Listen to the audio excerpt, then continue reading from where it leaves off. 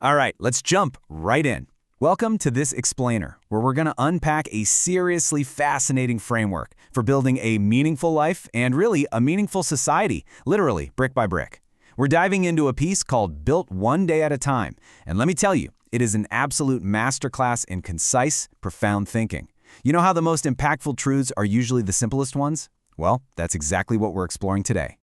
Take a look at this. Prudent plans feed a nation. It's a pretty striking thought, isn't it? The absolute best, most actionable wisdom is so often found in these short, almost poetic statements. I mean, think about it. It takes this massive, overwhelming idea of feeding a whole nation and just boils it down to the foundational necessity of careful, prudent planning. And that right there, that's the exact kind of transformative thinking that drives the author we're looking at today. So who is the brilliant mind behind these insights? This is Oluwole Oladavid. She is a Nigerian woman deeply committed to global development and transformation. And what I absolutely love about her approach is just how unapologetically grounded she is. She doesn't just sit around and theorize. She seeks to actually build. Every single thing she writes is aimed at making a tangible difference in how we interact, how we work, and how we lead. But before we get into her specific instructions for life and society, we kind of need to understand what makes her tick. Section 1. Meet the Visionary Builder. It's truly interesting how Oluwole defines her own purpose. She states right up front that she loves people and is heavily invested in global development. Her role, exactly as she sees it, is to generate solutions, influence policy, and just provide clarity. But honestly, perhaps the most crucial point here is her anchor. She is deeply faith-driven. She actually describes her father God as the owner and ruler of the universe, and she calls him the wheel within my wheels. That profound spiritual grounding, that is the engine driving her entire blueprint for life. So with that foundation in place, let's check out the first major block of her blueprint. Section 2. The Cost of Conflict. This block focuses heavily on human interaction, specifically that friction we all deal with daily, and the true cost of conflict. On one hand, she notes that arguments should bring resolve. Now, she's not saying we shouldn't disagree, not at all. Rather, she believes that a proper argument actually has a destination, a resolution. But on the flip side, notice how she categorizes quarrels. Quarrels waste productive time.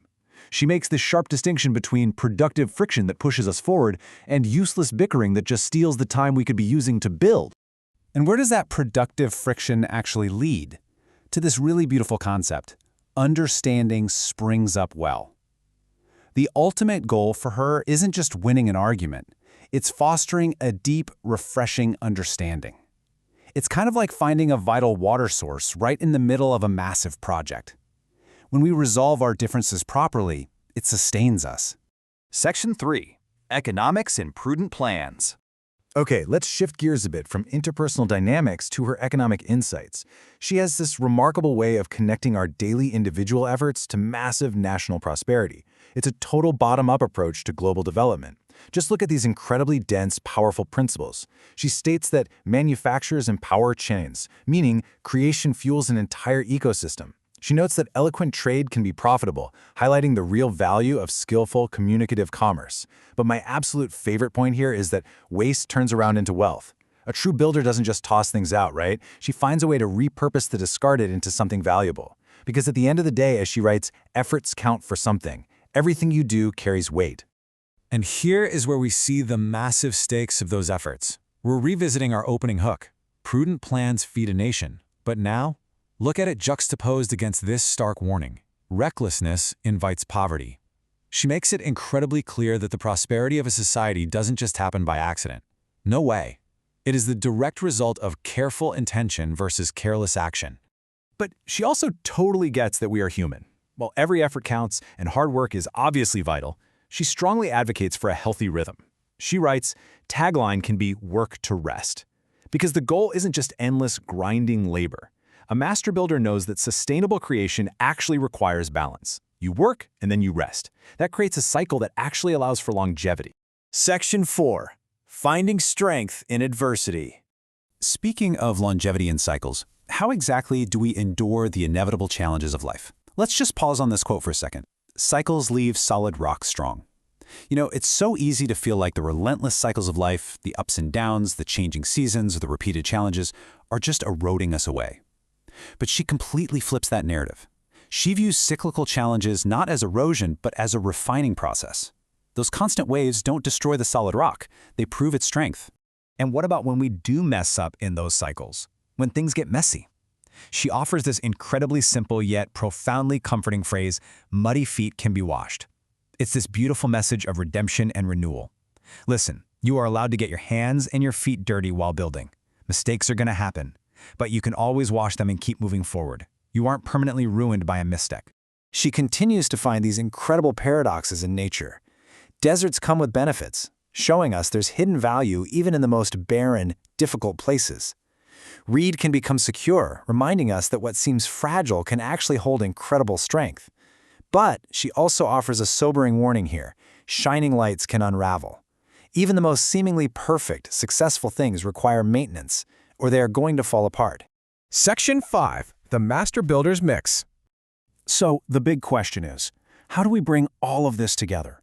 Let's gather all these individual insights on conflict, economics, resilience, into a final, cohesive action plan. She writes that sand is made up of properties. Think of sand in construction. By itself, it's just loose, shifting particles. In her metaphor, this sand represents the diverse raw materials of our lives.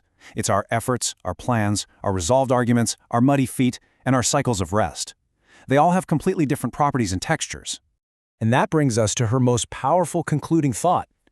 Builders know what to mix. This just brilliantly illustrates her entire philosophy. True wisdom isn't just about having the raw materials. It's knowing exactly how to combine all these diverse life elements effectively. It's knowing when to engage in an argument to find resolve, when to rest, and how to turn waste into wealth. That is what a master builder does. Which leaves us with the ultimate question.